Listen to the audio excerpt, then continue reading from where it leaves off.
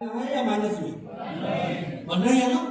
ये 150 करोड़ भी होगा, 200 करोड़ भी होगा। रोजगार की स्थिति एवरी डे, एवरी मिनट। आप आंकड़ों पे यदि आ जाइए, मैंने अभी ग्रुप में डाला भी था, 2030 तक कितना करोड़, मतलब 9 करोड़ लोग बेरोजगार होंगे।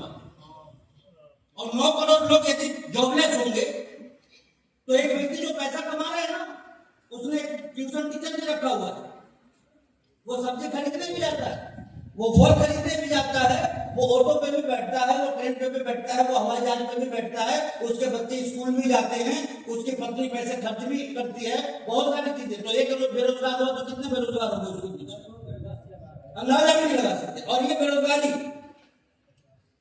कौन ला रहा है?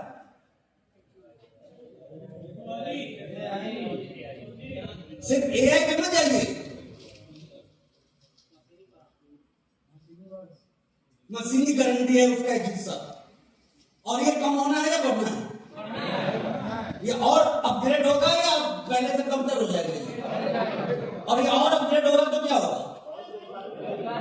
और ये किस लेवल पे बढ़ सकती है इसका अंदाजा भैया?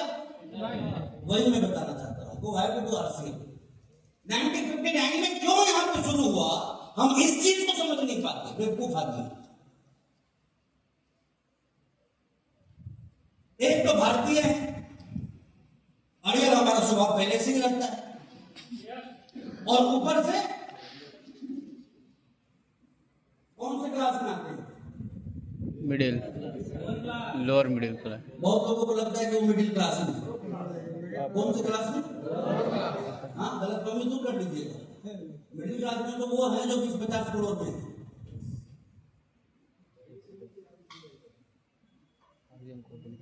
अब देखिए, गरीबी का मतलब समझ ले तो हमारे से बेहतर कोई इंसान ही नहीं। क्योंकि देखिए, सच्चाई को स्वीकार कर लेना जिंदगी में आगे बढ़ने का पहला कदम होता है। ये याद रखिएगा, जो हम स्वीकार करने को तैयार नहीं है, कोई हमें बोल देवे ना, हम मानने को तैयार नहीं है। जैसे कि कैसे प्लान दिखाने टाइम में कोई बोलता है कि आपके पास टाइम नहीं है, आप मान लेते हैं? आपके पास पैसा नहीं है, मान लेते हैं? आपके पास इज्जत नहीं है, मान लेते हैं? हाँ, कभी नहीं मानते।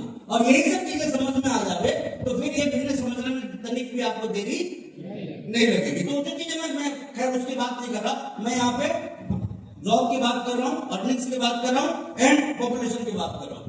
तो समझने की चीज क्या है कि एक एक चीज हमारी जिंदगी में किसी लेवल पे फर्क डालने वाली है, और ये कितनी तेजी से डालने वाली है, इसका अंदाजा भी आप नहीं लगा सकते। उदाहरण के तौर पर मैं आप सभी लोगों से कुछ चीजें पूछूंगा भी और बताना भी चाहूंगा। आज के डेट में आपको मालूम है नौकरियां क्यों बची हुई है?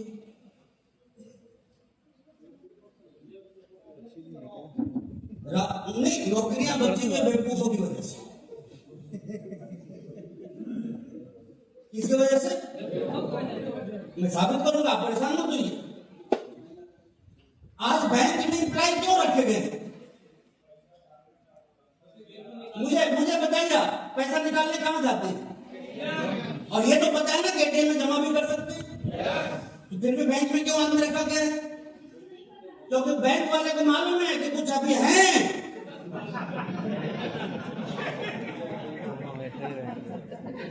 पूरा लाइट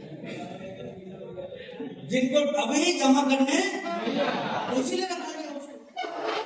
अदरवाइज मशीन तो आ चुकी है, उस इंसान की जरूरत नहीं है, फिर भी क्यों रखा गया उसको कुछ दिनों के लिए? कि धरती पे भी कुछ।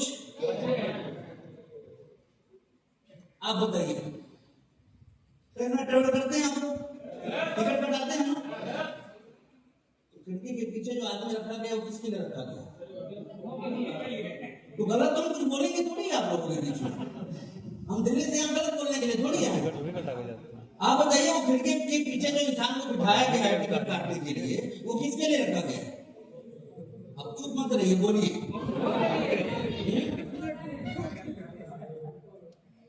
अब देखो, आवाज तो इसलिए नहीं निकल रही कि भाई साहब खुद लाइन में लगते हैं वहां पे।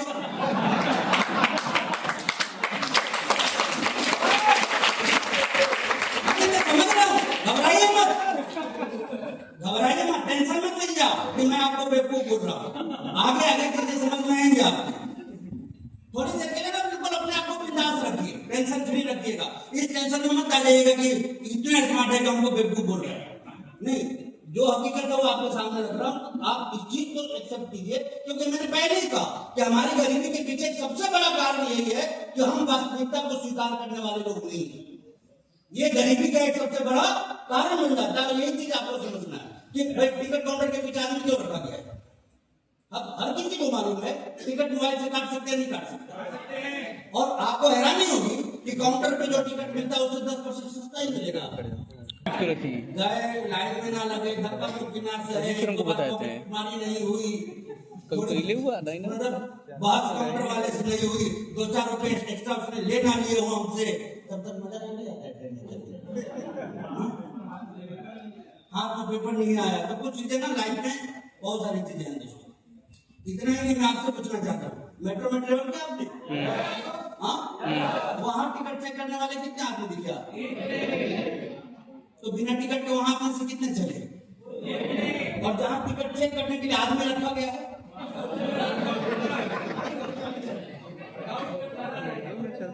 मैं क्या कहना चाहता हूं, देखिए ये कोई मजाक का विषय नहीं है। ये विषय है इस बात का कि अब ईमानदारी से काम लेने के लिए भी इंसान को हटाना पड़ेगा।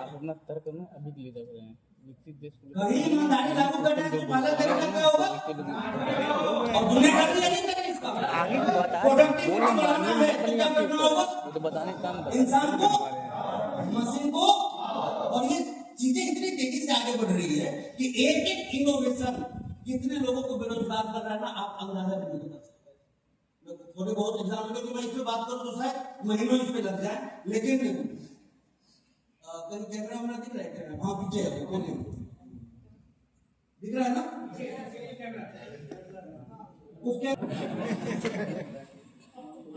कौन बेरोजगार हो? फिर मंदबुद्धि पे चलेगा। मैं मंदबुद्धि तो आपको बोला, मैं उस कैमरे ने किसको बेरोजगार किया वो पूछ रहा हूँ आपसे। इसलिए तो मंदबुद्धि बोल रहा हूँ, बिलो एवरेज, जो दिमाग इतने दे गया कि किसको कौन बेरोजगार हो। वो कैमरा क्या क्या कर दिया आपको पता भी है, अंदाजा ही नहीं। अब मैं आपको बताता हूँ, आज जो ड्राइवरलेस गाड़ियां चलाने की बात हो रही है, हैदराबाद में IIT हैदराबाद में एक बस तैयार की गई ड्राइवरलेस। वैसे जो टेस्ला की गाड़ियां ऑलरेडी दुनिया में दौड़ रही है सबको भी जो ड्राइवरलेस है, बावजूद इसके IIT हैदराबाद को करके देख लीजिएगा, 11,000 लोग अभी तक ट्रेवल कर चुके हैं। उस बस में कोई ड्राइवर नहीं है, कोई खलासी और कोई कंडक्टर भी नहीं है, सब कर रहे। कौन कर रहा है?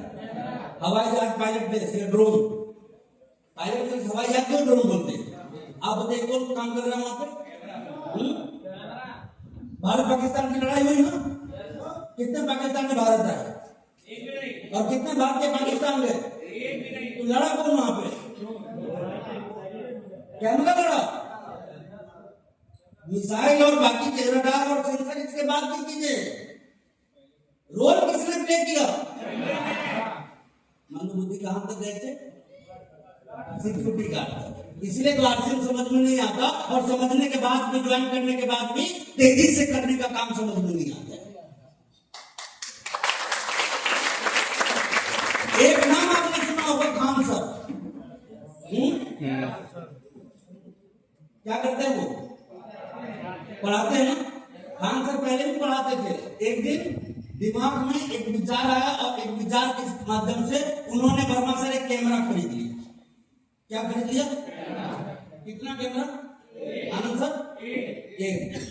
हैरान हो जाएगा कि वो हिंदी में पढ़ाते हैं, अभी इंग्लिश, उड़िया, बांग्ला, तेलुगु में वो नहीं पढ़ाते, अभी सिर्फ किस भाषा में पढ़ाते हैं। और एक कैमरा खरीद के हिंदुस्तान के 8 लाख हिंदी भाषी टीचर को बेरोजगार कर दिया। किसको बेरोजगार किए? टीचर को, शिक्षक को। और अभी ये मामला तब है जब सिर्फ कहां हम अटके हैं, जिस दिन इंग्लिश में आ गए तो ये 80 लाख भी हो जाएगा, करोड़ में भी चला जाएगा। तो खान सर ने कितने लोगों को बेरोजगार कर दिया? 8। खान सर ने किया, एक कैमरे ने किया। किसने किया? तो मैं तो सिर्फ कैमरे की बात कर रहा हूं। ऐसे ऐसे हजारों प्रोडक्ट आ चुके हैं और हजारों अभी आने बाकी। आप सोच के देखिए कि जिन बच्चों को आप पढ़ाने में पूरी ताकत लगा रखते हैं, ये क्या करेंगे? कभी सोचा आप? TCS जैसी कंपनी 12,000 एम्प्लॉय को बाहर कर दिया, किसी चपरासी को बाहर नहीं किया उसने, किसी सिक्योरिटी गार्ड को बाहर नहीं किया उसने। जितने भी बाहर होने वाले लोग हैं ना, किसी की सैलरी लाख रुपए से कम नहीं, किसी की 8 लाख, किसी की 7 लाख, किसी की 13 लाख, किसी की 23 लाख, ऐसे ऐसे लोग बाहर हुए। अब जरा सोच के देखिए कि जो बाहर हो गए उनकी जिंदगी अब कैसे चलेगी, क्या कर लेंगे? पहले तो बाहर कोई एक कंपनी से निकलता था तो दूसरी कंपनी का दरवाजा खुला रहता था। अब तो सारी कंपनी की एक ही समस्या है कि जो है उसको बाहर निकालना है। रखेगा तो जिस तरह कोरोना में किसी बाहरी व्यक्ति को कोई अपने घर नहीं आने देता था, हाँ घर तो थे लेकिन आने देता था क्या? उसी तरह आज कंपनियां कर रही है कि नौकरी से निकालेगा वो लोगों को कोई रखने वाला। तो आप सोचिए कि दुनिया कितनी तेजी से बदल रही है और इस बदलते माहौल, बदलते तरीके से मैं छोटा था, मुझे याद है कि मैं पढ़ता था तो रेलवे और डिफेंस इंडिया के अंदर दो सबसे बड़ी ऑर्गेनाइजेशन थी जिसमें कि सबसे ज्यादा एम्प्लॉयमेंट हुआ करता था। 16-17 लाख का आंकड़ा होता था। सबसे ज्यादा डिफेंस और रेलवे, जनरल नॉलेज में हम लोग पढ़ते थे, एम्प्लॉय जो थे एक में 16 लाख और एक में 17 लाख टोटल सरकारी नौकरी करने वाले लोग थे। आज बताइए, आज कोई कंट्री की लड़ाई होती है तो कितने सैनिकों की आवश्यकता है? बोलिए ना, पीछे वाले बोलते तो मुझे अच्छा लगता, हाँ नाक के बराबर। जरूरत तो है लेकिन जहां कहीं 1 लाख पहले चाहिए होते थे उस काम को शायद 50-100 लोग मिलकर कर देंगे आज के लिए। भाई मिसाइल ही तो टारगेट करना है, बाकी काम के लिए तो सॉफ्टवेयर बना हुआ है। आपको तो केवल बटन, अब तो आने वाले समय में सॉफ्टवेयर भी नहीं, मतलब सॉफ्टवेयर पे ही सारा चीज छोड़ देना है, आदमी भी रखने की जरूरत क्योंकि आदमी को तो झपकी भी आ जाएगा, सॉफ्टवेयर को झपकी नहीं आएगी। तो सारी चीजें ऑटोमेटिक होती जा रही, ऑटोमेटिक होती जा रही। मैं अभी आ रहा था बर्मा गाड़ी में, ऑटोमेटिक मोड ऑन किया, पानी पड़ते ही वाइपर चलने लगेगा, बार बार ऐसे ऐसे करके। वाइपर चलाने में गाड़ी में क्या होता था, एक बाहर घूमता है, एक अंदर हाथ ऐसे ऐसे घूमता है, यही है ना। कभी लाइट ऊपर, कभी लाइट नीचे, सारा ऑटोमेटिक सिस्टम, यानी कि इंसान के सारे काम कौन कर रहा है? मशीनें कर रही है। तो आप जरा सोच के देखिए कि जिन बच्चों को पढ़ाने में आप लगे हुए हैं, आने वाले समय में कौन सा काम उनका हाथ में रहेगा? बताइए बताइए, क्या रेलवे में नौकरी बढ़ने वाली है? क्या डिफेंस में बढ़ने वाली है? क्या IT में? क्या माइनिंग में? कोई एक सेक्टर बता दीजिए जिसमें नौकरी बढ़ने वाली है। अरे मजदूर तक बेरोजगार होने वाले हैं। पहले तो ये होता था ना कि कुछ समझ में नहीं आया तो मजदूरी करके पेट, कई लोग ना दूसरों को धमकी में देते थे कि जाने को नौकरी नहीं लगी तो भी कहां कीजिएगा मजदूरी? मजदूरी में कहीं इसको पड़ रहा हो तो बताइए मुझे। पहले गधे का काम इंसानों ने छीन लिया, अब इंसानों का काम मशीनों ने छीन लिया। तो आपके लिए कहीं भी देखिए, आप में से हमने से तो कुछ लोग खुशकिस्मत है इस मामले में कि चलो कुछ कर लिए, कई लोग खुशकिस्मत है इस मामले में कि जिंदगी के बहुत साल वो जी चुके हैं। लेकिन कभी सोचे आपके बच्चे, अब तो मैं पहले बोल रहा था ये बात कि सेटल कहाँ होंगे, अब तो आपको चिंता मालूम है किस बात की करनी है कि जिनकी नौकरी लग गई है उनका भी क्या होगा।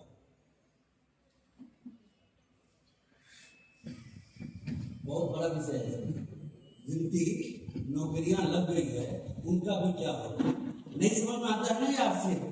मैं आपको यही बताना चाहता हूं कि 65 साल पहले, 60 साल पहले इस इंडस्ट्री की लॉन्चिंग ही इस बात के लिए हुई थी कि बदलते जमाने में इसके अलावा कोई विकल्प लोगों के पास नहीं। अगर मेरे बात में थोड़ा डाउट आपको लगे ना, आप घर जाकर सोचिए, मत कीजिएगा आपसे, लेकिन घर जाके इस बात में गहनता से सोचिएगा कि हाँ यार, कौन कौन सा काम बचने वाला है और कौन कौन सा काम खत्म होने वाला है। मैं कहता हूं कि आप बना लीजिए डॉक्टर अपने बच्चे को, इंजीनियर तो बेचारे खत्म ही हो गए, अब तो एक ही बच्चा है ना। कौन बचा है? डॉक्टर, अब बना लीजिए अपने बच्चे को डॉक्टर, कितना कमा लेंगे पैसा? आप सोच भी नहीं सकते कि कमाई जीरो। मैं अभी आपको बता देना चाहता हूं, आप बताइए, अभी कुछ बीमारी होती है, डॉक्टर के पास जाते हैं तो डॉक्टर कैसे चेक करते हैं आपको? पहले जैसे नानी पकड़ते हैं आपको, आंखें निकालते हैं, जीभ निकलवाया जाता है, क्या करते हो? डॉक्टर का काम रेफर करना हो गया। Blood test. क्या डॉक्टर किस लिए बैठे हैं डिस्पेंसरी में, और किसके पास रेफर कर रहे हो? मशीन के पास है ना। आप बताइए बीमारी है या नहीं, डॉक्टर बताते हैं या मशीन बता रही है? तो मैं एक ही चीज पूछना चाहता हूँ कि बीमारी जब मशीन बता रही है तो इलाज मशीन बता सकती है कि नहीं बता सकती? और जिस दिन उस मशीन की लॉन्चिंग हर एटीएम की तरह हर जगह पे हो जाएगी, आप बताइए कितने डॉक्टर कितना कमा लेंगे? और आप हैरान हो जाइएगा कि ये सारी चीजें हो रही है। धीरे धीरे इसकी शुरुआत अभी तक तो मेडिकल इंडस्ट्री के लोगों ने रोक रखा था इसकी वजह से, किसी दूसरे ने नहीं रोका। बर्मा से किसने रोका? क्योंकि आप अंदाजा भी नहीं लगा सकते कि वर्ल्ड लेवल पे, ग्लोबल लेवल पे किसी चीज की रणनीति किस प्रकार बनती है, तो इसे रोक रखा था मेडिकल इंडस्ट्री के लोगों ने। लेकिन कितने दिन रोक लीजिएगा, किसी सिलसिले के दिमाग में आया, लॉन्च किया, और हर एटीएम के बगल में बॉडी चेकिंग मशीन। अभी तो आपसे वाले बॉडी स्कैनर देखे हैं ना, देखे हैं ना, बॉडी चेकिंग गए एटीएम डालते हैं ना, बुद्ध का वहां डाले बीपी, ईसीजी, शुगर, सब चीज। फैट तो छोटी बात हो गई, कैंसर है कि नहीं है, लिवर ठीक से काम कर रहा है कि नहीं कर रहा है, और पूरा का पूरा एक पर्ची निकालेगा, देन आपसे पूछेगा दवा भी चाहिए। आपने यस किया तो आपसे बोलेगा कि पे कीजिए, एटीएम में जैसे पैसे निकलते हैं वैसे दवा निकलेगा, प्रॉपर डोज के साथ में जाइए, कर आराम से।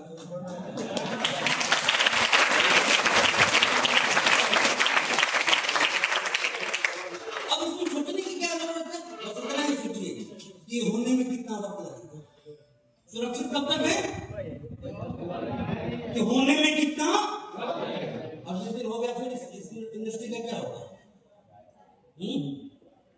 दुनिया की कोई नौकरी बचने वाली नहीं है, कई बिल्कुल खत्म हो जाने वाली है, और कई जहां लोग आज लाख रुपए कमा रहे हैं ना, वहां शायद 6,000, 8,000, 10,000 में काम करना पड़े लोगों को, फिर भी काम मिले ना मिले इसकी कोई गारंटी नहीं है। तो हमेशा एक बात दिमाग में याद रखिएगा, ये 140 करोड़ कम नहीं होने वाले, ये बढ़ेंगे, और जो नौकरियां है वो, तो कुछ लोगों को ये गलतफहमी होगी कि वो बिजनेस कर रहे हैं तो सुरक्षित होंगे। दुनिया के सारे बिजनेस को, मैं इंडिया की बात नहीं कर रहा हूं, दुनिया के सारे बिजनेस को बस एक ही चीज खत्म करेगी, और वो है ऑनलाइन। कौन सी चीज? Home delivery. आप मुझे बताइए, इसका देखिए अपडेटेड वर्जन क्या होता है, कैसे इम्पैक्ट डालता है। बहुत से लोगों की दुकानें अभी चल रही है, आपको पता है, चलती हुई ट्रेन में आप सामान मंगा लेते हैं कि नहीं मंगा लेते हैं? खाना मंगा लेते हैं ना, कल को चलती हुई बस में मंगाइएगा, कई जगह पे भी अवेलेबल है। हाँ, चलते हुए कार में आप मंगाइएगा, ये सारी चीजें आपके सामने उपलब्ध होती हुई दिखेगी। ऑनलाइन का कंसेप्ट कैसे लोगों को खत्म करेगा मैं आपको बता दूं। एक वक्त जब मुझे कोई सामान बर्मा से मंगाना होता था ना, पटना का एड्रेस डालना पड़ता था अमेज़न और फ्लिपकार्ट में, मतलब लेकिन में रहता था, वहां डिलीवरी का ऑप्शन नहीं था। एड्रेस कहाँ आना सर? पटना, तब जाके वो आता था, उसमें भी 10, 12, 15 दिन लगते थे। आज बताइए ऑनलाइन डिलीवरी फैसिलिटी कहां नहीं है? गांव रहते हैं ना। अब अभी क्या है कि शायद 10 दिन में पहुंचता हो, 8 दिन में पहुंचता हो, 5 दिन में पहुंचता हो, यही है। लेकिन जितने बड़े शहर हैं वहां पे अब टाइम आ गया है 10 मिनट। जितने भी मेट्रो सिटीज हैं वहां पे सामान कितनी देर में पहुंच रहा है, पहले कितने दिन में पहुंचता था। तो ये जब आगे बढ़ेगा तो क्या होगा मालूम है आपको? जो सामान गांव में आज 10 दिन में पहुंच रहा है, ये आने वाले चंद साल में गांव में भी 10 मिनट में पहुंचेगा।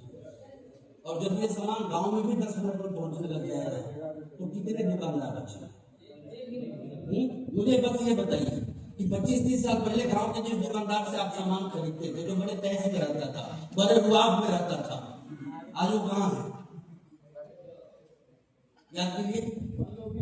हाँ, लेकिन उसको तो बहुत बड़ा बिजनेसमैन बन जाना चाहिए था ना, क्योंकि उस टाइम वो बिजनेस समझा जब लोगों की समझ में बिजनेस नहीं आता था। उस टाइम वो बिजनेस से पैसा कमा रहा था जब लोग सोच भी नहीं सकते थे वहां से पैसे कमाने के। बावजूद वो खत्म क्यों हो गया? उसने अपने तरीके नहीं बदले, समय के हिसाब से उसने अपने आप को नहीं बदला, अपनी सर्विस को नहीं बदला। परिणाम क्या रहा? बदलता हुआ समय उसको खा गया। मैसेज यही है कि चीजें कितनी भी अच्छी आज आपके हाथ में क्यों ना हो, समय के हिसाब से यदि आपने अपने आप को नहीं बदला, कब बर्बाद हो जाएंगे इसका अंदाजा भी आप नहीं लगा सकते। रातों रात, पहले तो क्या होता था, धीरे धीरे बदलाव का असर आपकी जिंदगी पे आता था। अब वो समय गया, अब रातों रात एक बदलाव आएगा, कहानी खत्म। डोनाल्ड ट्रंप ने टैरिफ लगाया, तमिलनाडु के सारे कपड़े के फैक्ट्री बंद। कितना टाइम लगा बंद होने? क्या धीरे धीरे बंद हुआ? रातों रात कहानी खत्म। तो इनकी घटना कितना बड़ा इंपैक्ट डालेगी इसका अंदाजा भी लगाना। रशिया ने यूक्रेन के कई हिस्सों पे कब्जा किया, अब उस सारे हिस्से में जितने कारोबारी व्यापारी सब रहते हैं, क्या होगा? कहानी तो रातों रात अब क्या हो जाएगा इसका अंदाजा लगाना मुश्किल है। और इसीलिए कहा जा रहा है कि बदलते माहौल, बदलते परिवेश में कोई एक चीज आपको सिक्योर कर सकती है, वो चीज कौन है? Network marketing.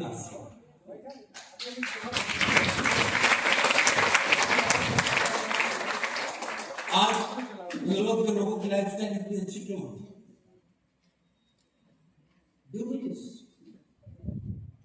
Bill Clinton, Donald Trump, ये सारे लोग आपको बोलते हुए दिख जाएंगे किस चीज के ऊपर? बड़े बड़े कारोबारी, बिल गेट्स जैसे लोग आपको बोलते हुए मिल जाएंगे किस बात के ऊपर? नहीं बोलता है तो कौन? हमारा पड़ोसी, हमारे घर वाले।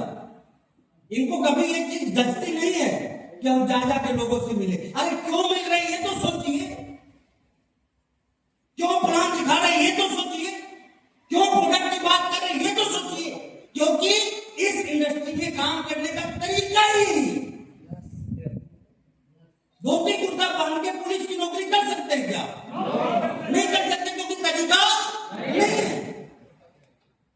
सीमेंट बालू का ध्यान रख के किसी मिठाई की दुकान में आप काम कर सकते हैं क्या? तरीका वो नहीं है। तो यहां पे जो काम करने के तरीके हैं उसी तरीके से चलेंगे ना? हाँ या ना? मानते नहीं मानते इस बात? हमें लोगों से मिलना है, काम किसके बीच में करना है? लोगों के बीच में। परिणाम लोगों के बीच से निकालना है, लोगों से जुड़ना है, लोगों को जोड़ना है, यही तो काम करना है ना। लेकिन सबसे बड़ी समस्या लोगों की क्या है? हम किसी से कैसे बात करेंगे? तो बात कीजिए उन्हीं लोगों से जो आपसे बात करना ही नहीं चाहते। बाहर वालों से बात नहीं कीजिएगा तो किससे बात कीजिएगा? पत्नी आपसे उठ चुकी है, बच्चे आपसे उठ चुके हैं, माँ बाप भी पहले वाली बात नहीं रही, किसको बोलिएगा भैया? लेकिन भगवान ने मुफ्त दिया है, ये किसी अच्छी जगह खुल जाए और 10-20-50 करोड़ आ जाए तो नुकसान क्या है? ये बताइए।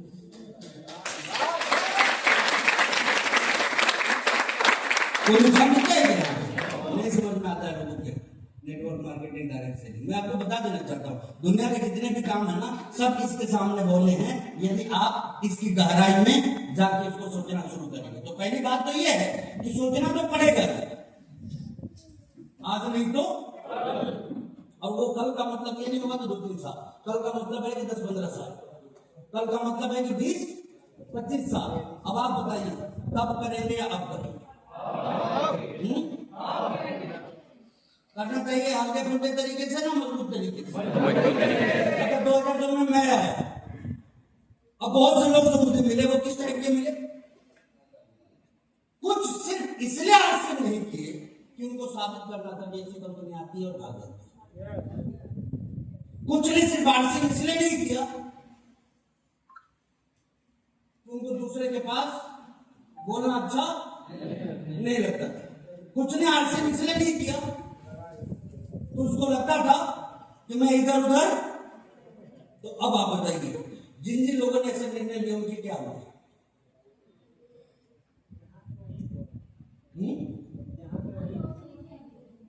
जहां है वहीं नहीं है। बड़ी अजीब अजीब लाइफ जी रहे हैं लोग। जिस काम को करना नहीं चाहते थे आज वही काम कर रहे हैं। जिस काम को करना नहीं चाहते थे उसी काम को वो कर रहे हैं। लेकिन आरसीएम में काम करने के फायदे क्या होते हैं? भले शुरुआती कुछ साल आपको सुनना पड़ता है, लेकिन उसके बाद आप सुनने वाले नहीं सिर्फ सुनाने वाले बन जाते हैं।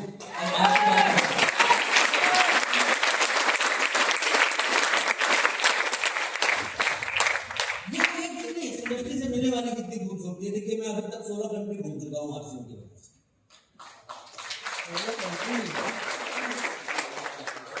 अब ये जो चीजें मिलती है ये कैसे इफेक्ट डालती है इन फ्यूचर आपके लाइफ पे, ये सारी चीजें मैं अभी आपसे शेयर करने वाला हूँ। बहरहाल जो चीजें हमें समझनी है और समय रहते समझनी है कि इस इंडस्ट्री को हल्के फुल्के में लेना चाहिए या मजबूत तरीके से लेना चाहिए। किस तरीके से? मजबूत तरीके से लेने की बारी आवे तो बात यही समझनी है कि नेटवर्क का पावर एक व्यक्ति के साथ कैसे काम करता है, क्योंकि बहुत से लोग इस नई इंडस्ट्री या नए काम से घबरा जाते हैं। 2002 में मैंने शुरुआत की। कब? और मैंने कौन सा काम करना शुरू किया? वही जिसको लेके लोगों की अलग अलग ओपिनियन। बट मैंने क्यों किया? क्या आपको लगता है सिर्फ पैसे कमाने के लिए?